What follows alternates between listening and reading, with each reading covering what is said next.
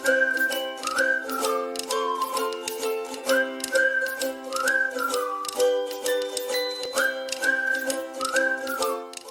दोस्तों, कैसे हो आप सभी। आज की क्लास में हम राजस्थान की चौथी बाघ परियोजना कहाँ शुरू की गई है उसके बारे में जानेंगे।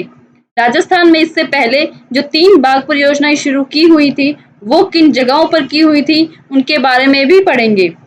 सबसे पहले जिन्होंने अभी तक चैनल को सब्सक्राइब नहीं किया है वो चैनल को सब्सक्राइब कर लें और बेल आइकन को भी प्रेस कर दें ताकि आगे आने वाली क्लासेस का नोटिफिकेशन आप तक पहुंच जाए। तो चलिए शुरू करते हैं क्लास। राजस्थान का चौथा बाघ अभ्यारण्य। हाल ही में राष्ट्रीय बाघ संरक्षण प्राधिकरण एनटीसीए की तकनीकी समिति ने राजस्थान के रामगढ़ विषधारी वन्यजीव अभ्यारण्य, ये नाम याद रखना क्या है, रामगढ़ विषधारी वन्यजीव अभ्यारण्य को बाघ अभ्यारण्य बनाने की मंजूरी दी है। इसके साथ ही रामगढ़ विषधारी वन्यजीव अभ्यारण्य राजस्थान का चौथा टाइगर रिजर्व बाघ अभ्यारण्य बन जाएगा। इसका मतलब इससे पहले कितने थे, 3 थे और अब कितने हो जाएंगे, 4 हो जाएंगे। और चौथा कौन सा है, रामगढ़ विषधारी वन्यजीव अभ्यारण्य। ये तो हमने राजस्थान लेवल की बात कर ली। अब इंडिया लेवल पर देखते हैं इसके काउंट होने के बाद कितने टाइगर रिजर्व हो जाएंगे। तो यहाँ भारत का 52वां टाइगर रिजर्व होगा। कितना होगा, 52वें नंबर का टाइगर रिजर्व बनेगा। कहाँ बनेगा, रामगढ़ विषधारी वन्यजीव अभ्यारण्य में। प्रत्येक वर्ष 29 जुलाई को, कब, 29 जुलाई को वैश्विक बाघ दिवस ग्लोबल टाइगर डे बनाया जाता है, जो कि बाघ संरक्षण के बारे में जागरूकता बढ़ाने के लिए चिन्हित एक वार्षिक कार्यक्रम है। तो हर वर्ष 29 जुलाई को एक कार्यक्रम आयोजित किया जाता है जो कि किसके बारे में जागरूकता फैलाने के लिए है, बाघ के बारे में जागरूकता फैलाने के लिए है। तो हमें क्या क्या याद रखना है कि रामगढ़ विषधारी वन्यजीव अभ्यारण्य के अंदर चौथी बाघ परियोजना शुरू की जा रही है और ये भारत का 52वां टाइगर रिजर्व होगा। और बाघ दिवस कब बनाया जाता है, 29 जुलाई को बनाया जाता है।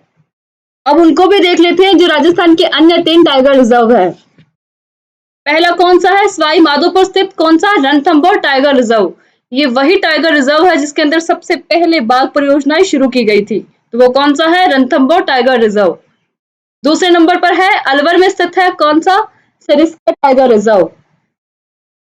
तीसरे नंबर पर है कोटा में स्थित मुकंदरा हिल्स टाइगर रिजर्व। इसका पहले नाम क्या था, दर्रा वन्यजीव अभ्यारण्य था, जिसका बाद में नाम बदलकर क्या कर दिया गया, मुकंदरा हिल्स टाइगर रिजर्व। ये कहाँ पर स्थित है, कोटा में स्थित है।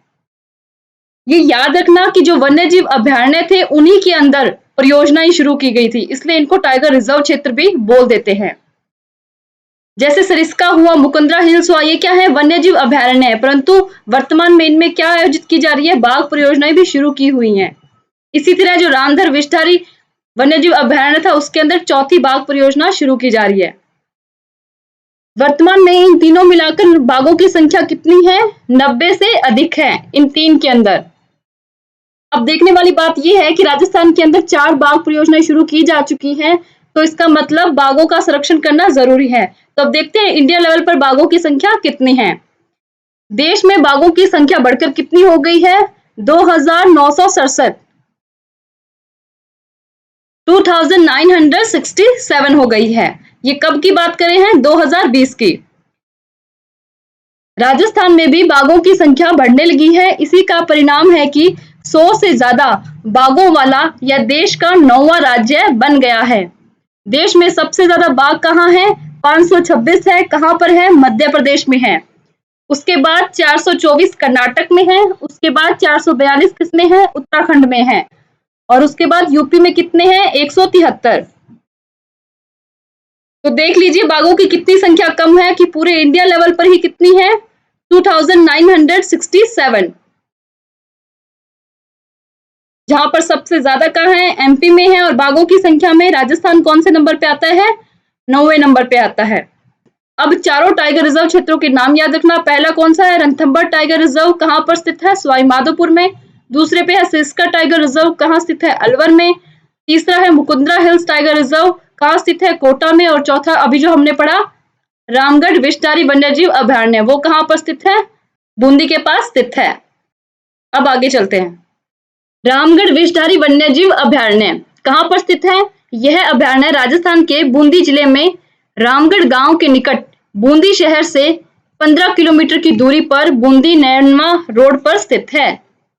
कहाँ पर स्थित है? बूंदी में स्थित है। इसे वर्ष 1982 में वन्यजीव अभयारण्य के रूप में अधिसूचित किया गया था। बाघ अभयारण्य का क्षेत्रफल 1017 वर्ग किलोमीटर के कुल क्षेत्र को आरक्षित क्षेत्र के रूप में चिन्हित किया गया है, जिसमें भीलवाड़ा के 2 वन ब्लॉक, बूंदी का क्षेत्रीय वन ब्लॉक और इंद्रगढ़ शामिल है, जो कि रणथंभौर टाइगर रिजर्व के बफर जोन के अंतर्गत आता है। तो इन क्षेत्रों को मिलाकर क्या बनाया गया है? बाघ अभयारण्य। तो ये याद रखना। अब बात करते हैं जैव विविधता की, जो कि कहाँ पाई जाती है? रामगढ़ विषधारी वन्यजीव अभयारण्य में। इसकी वनस्पतियों में आम और बेर के कुछ वृक्षों के साथ साथ ढोक, खैर, सालर, खिरनी के वृक्ष शामिल हैं। यहाँ पाए जाने वाले प्रमुख जंतु वर्ग में तेंदुआ, सांभर, जंगली सुअर, चिंकारा, भारतीय भेड़िया, सियार, लोमड़ी, हिरण और मगरमच्छ जैसे पक्षी और जानवर शामिल हैं। उल्लेखनीय है कि रामगढ़ विषधारी अभयारण्य सदियों से ही वन्य जीवों का आवास रहा है। यह रणथंभौर टाइगर रिजर्व और कोटा के मुकुंदरा हिल्स टाइगर रिजर्व के बीच एक गलियारे की तरह स्थित है। यहाँ पर बाघों का आना जाना लगा रहता है। पहले भी रणथंभौर से T91 और T62 बाघ यहाँ आ चुके हैं। ये बाघों के नाम है T91 और वहीं पिछले 1 साल से T115 का लगातार रामगढ़ में मूवमेंट बना हुआ है।